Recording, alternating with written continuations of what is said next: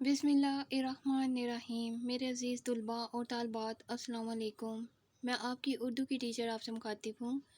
آج ہم کریں گے اردو گرامر کا کام، جس میں آج کہانی کرواؤں گی آپ کو۔ کہانی ہے سچ کی برکت۔ شیخ عبد القادر جیلانی بہت بڑے بزرگ گزرے ہیں۔ انہیں تعلیم حاصل کرنے کا بچپن سے بڑا شوق تھا۔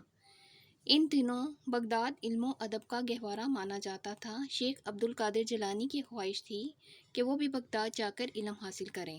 انہوں نے اپنی خواہش کا اظہار والدہ محترمہ سے کیا، جنہوں نے باخوشی اجازت دے دی اور سفر کے خرچ کے لیے 40 دینار دیے اور ان سے کہا کہ بیٹا ہمیشہ سچ بولنا، کبھی جھوٹ کا راستہ اختیار نہ کرنا۔ آپ نے قافلے کے ساتھ سفر شروع کر دیا۔ راستے میں ایک جگہ قافلے کو ڈاکوؤں نے گھیر لیا اور تمام مال و اسباب لوٹ لیا۔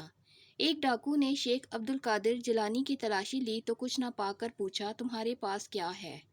آپ نے جواب دیا، 40 دینار ہیں۔